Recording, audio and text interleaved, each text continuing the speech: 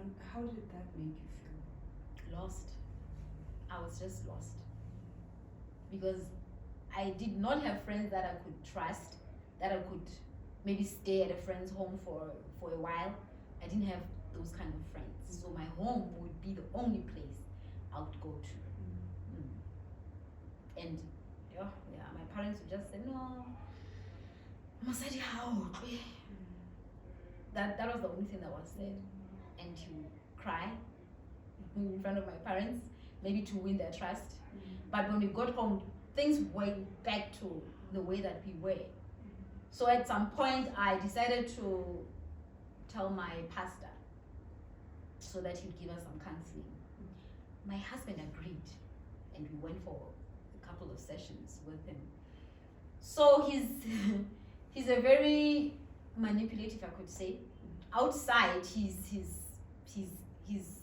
can understand him even better than he's very eloquent. So when he talked, like I said, the authority part that he had in him, when he talked, people listened, and whatever that I said wasn't important anymore. So my pastor ended up picking up that part of him, because we would be given some assignments to do when we get home as part of the counseling. But when we got home, he didn't do anything of the sort. Nothing like that happened. So the situation went back to where it was before we went for the counseling. Until my pastor got me alone and said, it's not going to change. This is a roller coaster. It's not going to change. Take your child and run for your own safety. But still I stayed. Some few months after that, I stayed. Still hopeful. Still hopeful. I stayed. Because even in my faith, divorce it's just a no-no. But at the time, I had to think for my child. She was in kindergarten at the time. One time the teacher called me, asked me, what is happening in your home? Because your child now is wetting herself. She's just seclusive, doesn't play with other children anymore. What is happening? So I had to tell the teacher what is happening. So it was bad knowing that it affected my child in that way. Normally we say, no, the children can sense, even not understanding what is happening, they sense the atmosphere. So my child could sense the atmosphere and it affected him badly. How did that make you feel? Horrible. Because as a parent, we are supposed to bring safety for the kids, mentally, physically. So I understood that this child is not safe anymore. I'm not going to stay in a relationship that is abusive even to her, just so that she grows up with a mother and father.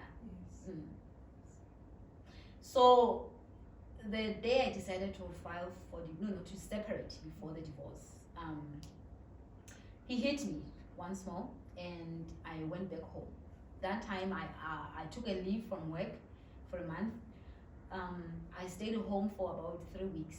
Then when it was time to go back to work, I rented a house close to my work. I stayed there for 2 or 3 months or so. And one time my neighbor, where we lived with my husband, called me and says, my son, who is staying with your husband? Is it his sister? And I said, please explain her features so I can see if it's her. When she did, I found out that it was not. So he was staying in our home with another girl. Our home, I didn't say that, we stayed in my parents' house. My parents we grew up there, and then they built the home in TY. So I asked that they give us that house while we were sorting out how we're going to have our own home. It was supposed to be for a short time. So this man stayed in my family home with another girl. I don't even want to consider our home. It was my parents' house. around my parents' neighbors who knew us. He stayed there with that girl. Did they know, your parents? No, they didn't know. So I went there.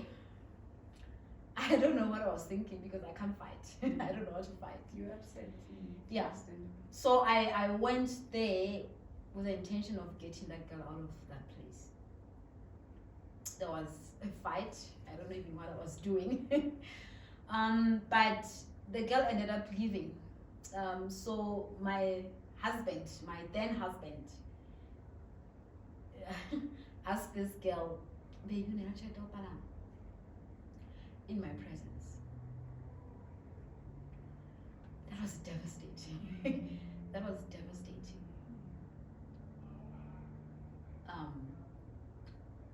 What did it mean to you hearing those words happen? I understood that I meant nothing to him.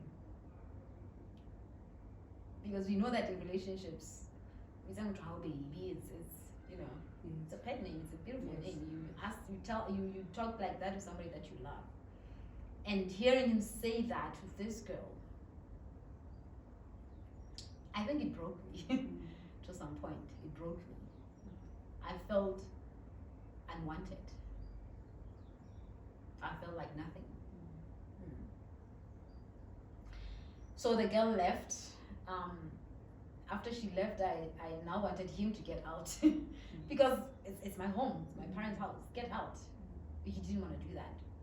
So what happened was that we took out a loan and bought the furniture of the house in his name while he still had work. So he wanted now to say, this is my furniture. I will not go until I have this. So we fought all night. That night we fought all night. I remember one time he had his foot on my face during that fight. It was horrible. And then he threw me out of the house by the leg. He pulled me from the king-sized bed. Can you imagine how big that bed is? Pulled me down with my leg, threw me outside the house around midnight. So one thing that I didn't mention was that he was so abusive that when he came home from his bars or whatever, it would usually be at 2 a.m. So I would have to wake up and give him something to eat. Sometimes he wouldn't want the food that are already in the house. He would want to cook something himself, and he's drunk. So he cooked and then slept, and then I'll be woken up by smoke in the house with a child in the house. So that happened about 3 times. I don't know how my child survived. So when I decided not to wake up at 2 a.m. and open the door for him, he broke the windows of the house. I think there were about 2 windows of the house that we lived in that he broke. He didn't fix. I didn't fix them intentionally. Yes. So we lived in that I think my child was a year or 2 then. We lived in that house with windows broken, and he would come and just burn stuff and then wake up in this house engulfed in smoke. It was just the grace of God that we survived with my child that age. So he threw me out of the house, back to the fight now. I decided that if you don't open the door, I'm going to break all the windows. And he decided to take a phone and call my parents. Middle of the night, he calls my father. Tells me that I'm about to, I want to break windows.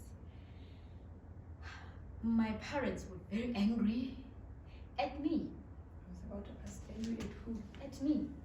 Why am I there? So when I rented, I told them that I rented, so they knew I wasn't staying in our house. So they were angry. Why am I there at that time of the night? My mom was fuming behind you. You know when you could hear somebody in the background? She was fuming. Why is Was it anger out of safety for you? I have no idea. At that time, I was just confused because I thought they would take my side. Right. My dad was like, this is destruction of property. Stop this now. Go now. Leave that place now. In the middle of the night. How did you feel about them at that point? Defeated. I was defeated. I think my mind was just, it didn't, Yes. I don't know how to explain I it. get you. But I felt so alone Mm. that I couldn't run to anyone for safety. There was no place I could go. And after the call, I wanted to leave, like my parents said. But he said, no, you will leave in the morning. I don't know how I slept that night. I know it was at the corner of the bed somewhere with one eye open, but I did fall asleep and I left in the morning. I continued staying at the rented place. One time, the neighbor who called me about the girl, she called my brother. I have two brothers who were non-existent. The whole time I had problems with my abusive husband. My brothers did nothing. I don't know what was happening, but they were non-existent in the whole situation. So my neighbor calls my elder brother, tells him that if you want to pick up your sister here dead, continue to be silent. That's what she told me after the whole situation. If you want to pick her dead, continue to be silent in her life. So during this time, during the breaking of property and destruction and whatnot, none of the neighbors came to. No. Because I said he broke the windows in different occasions. No. None of the neighbors came or said anything or did anything. I think that's saddening for our country. We just see it and then we look the other way. We don't do anything. Or there are no platforms. I don't know if there are platforms where somebody who sees the abuse happening can report and something be promptly done. Yes. I don't think there are any settings like that for our country, and it's very sad. It's very sad. So after my neighbor called my brother called him, and then he took the furniture. He left with the furniture. He left with the furniture. A man, he left with the furniture of the house. But I had such peace. I had such peace. I went back to the house. There was no furniture, but I was so peaceful. My daughter then was with my parents. I was so happy. And how did, during the time that you were still together, how did it affect your functioning? How did it affect you individually? How did it affect your performance at work? How were you affected generally? At work, I don't know. I know how to compartmentalize. Yeah. Yes. When I'm home, I'm home. Yes. When I'm at work, I'm at work. Because my work can saturate one's mind that I take the whole emotions from work to home. So I learned at a very early age to just separate the two. Yes. So I could still function at work. It is true that I did have moments that I just needed to cry in the toilet at work. But my work was not that much affected. I think what was affected, as I said, it was the way that I viewed myself. I just felt I was just existing. And that day when you tried on that jean at the mall, and you looked yourself in the mirror, right? Yes. What did you see? I was beautiful. You are beautiful. Thank you. Still are. I felt worth. Yes. I felt worthy to be alive. Yes. I felt like I can do things. I have a future. I can achieve things in my life. I just felt worthy to be alive. And it was after so long, I just felt beautiful, like I said. Yes.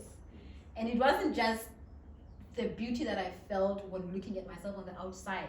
Yes, it was feeling that, no, I'm still worthy. I can still be loved. I'm lovable. My life didn't end. Yes. And you work within that space, right, where you assist women survivors of GBV. Oh yes. I work in a clinic in the rural areas.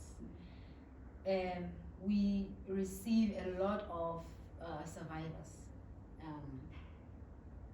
Sometimes they're badly bitten. Sometimes it's just emotional. And to me, I think it brings back rage. I get really angry at the whole situation. I don't get angry at the person, the survivor. Right. Because I know many people always say, why didn't she live? Why didn't you live? It's not that easy. Yes. People don't understand that part. Because you lost your worth as a person, as a woman. You don't see how you're going to go on. And most of the women that we see, the man is the one who works. And there are children. So this woman will be thinking, if I go, how am I going to survive with these children? So it brings the rage that this person is living in this condition. Yes. But this person, I know that they need emotional support more than anything, more than judging why you're there. Living a situation like that, an abusive relationship, it's not a matter of time. It's a matter of the person deciding. Because if that person is pushed out, they will come back. They will go back. And one thing somebody asked me was that, do you think that your husband still loved you during that time? No. It's not love, it's control. It's just control. And for the survivor, it's fear, it's shame. It's shame because at some point you feel like I brought this on myself. The person becomes so ashamed that they'd rather stay. Because the world is going to ridicule them. Our own community, our own friends even. So I think our community does not understand or even attempt to understand the mental state of a GBV survivors. So when you look back to your situation at the time, it looks like support was not so strong at the time. How do you feel about that now looking back? How do you feel about the people who were around you, who you felt that maybe didn't show up for you in the way that they should have? It's very sensitive. I feel anger, but I think I've come to a place where I've decided to forgive them. I talked it out with my parents. My brothers, not so much, but I talked it out with my parents, made them understand. But believe me, it's still hard for them to understand. And then I decided I'm going to forgive these people. They are my parents. I can't do anything about it. They're my parents. Yes. So deciding to forgive everyone who was supposed to support me, I think it has freed me a lot. Because now I can freely move on with my life. Yes. And still accept the kind of support that they thought that they are giving me. Yes. And have you met your ex-husband? How do you feel about him now? We still meet. We have a daughter together, so we'll meet. I feel sorry for him because he has not confronted what made him to be that way. As I said, we attempted counseling. He never went for counseling as an individual to sort out why he was that way. Even now, he's not done that, because several relationships, while my daughter visited him, he was still abusive to the people that he was with. While my daughter visited him, she would come back and tell me, well, she's my child. Yeah, so we talk, and then she would tell me each and every one of the people that her father has been with was assaulted. Yeah. So I feel sorry for him because he has not dealt with the issues that made him to be that way, and it's still continuing. And how's your daughter? Does she have any recollection of that time when you were? Not much right now. Okay. Not much right now. I think it's more or less the thing that we end up talking about with her. She's 15 now, so she understands a lot. So when she was still younger, about 5 or 6, she would ask me, "Mommy, why Rasadili did?" Hardest question anyone could be asked. And I understood that I need to give her some truth to why, because at school, like, and then she looks at herself, why? And then she comes back and asks. So I would just tell her,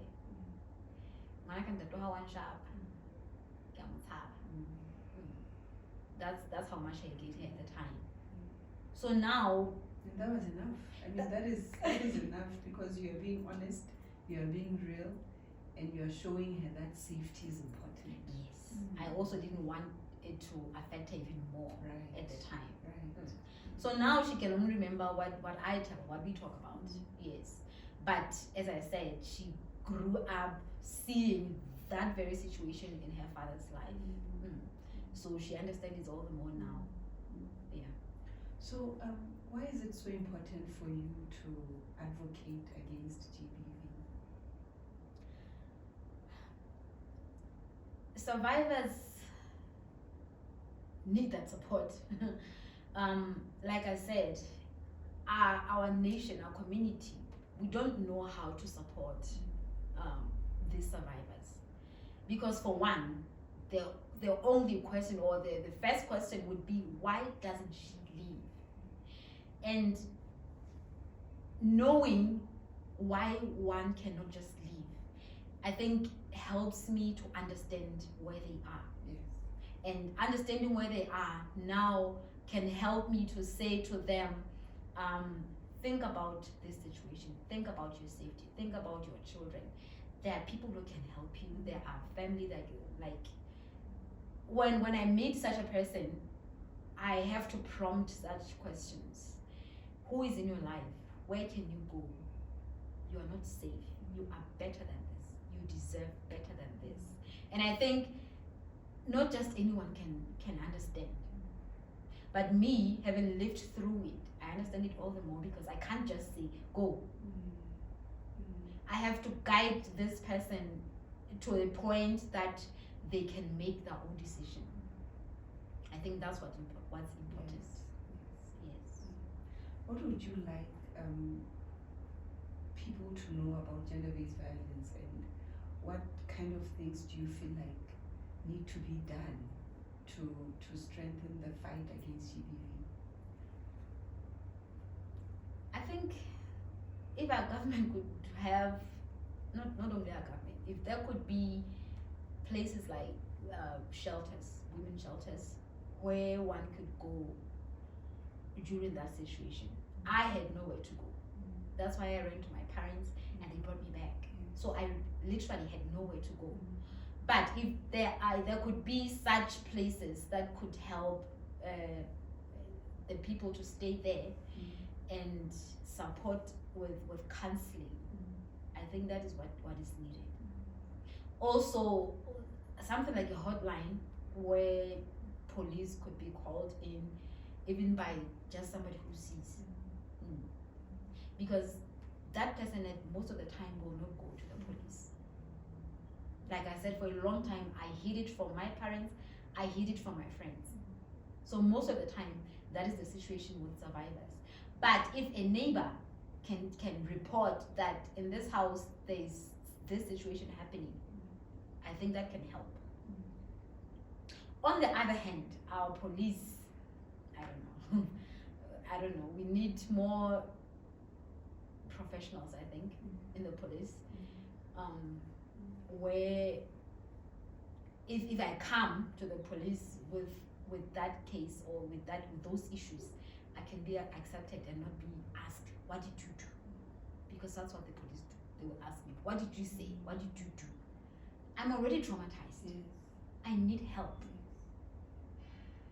And they are not trained to help such people. They are not trained. I think they should be trained to help people in those situations, so that people can have the boldness to go, knowing that there will be help. They will receive the help they need. Yes. And what message do you have for people who are living inside abusive relationships at the moment? I think I can just say, you are lovely, you are lovely, you deserve better. You deserve better, you deserve to love yourself more than anything. And you deserve to be loved. You can live on your own, you can survive on your own. I think that's what's important. It's very powerful. Yes, and I can say that even without the support, you can do it. I did it. Yes. There's nothing special about me. I did it without support. You can do it without support. So how's life now?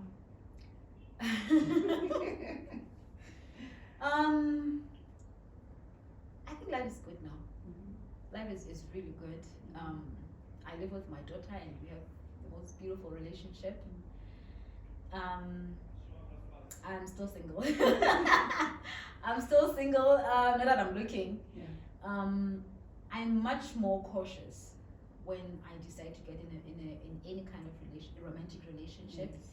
which makes it hard now for our men, for our Basotho men. Sorry to say, I'm sorry to say, but it's so hard because I think Basotho men are they like submissive women.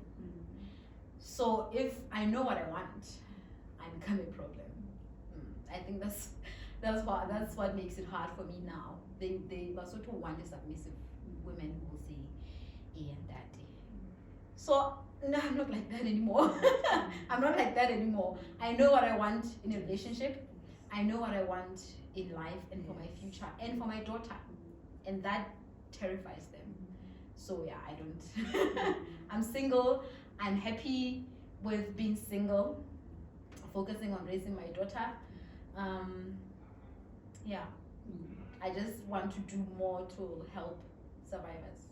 Yes. And that's such an important mission in your life. Yes, it is. Thank you so much for sharing your story. And welcome. there you have it. What an inspiring lived experience we've had today. And please like and subscribe to our channel and interact with us. Please share your comments and tell us what you think about this interview and share your experiences as well. Until next time.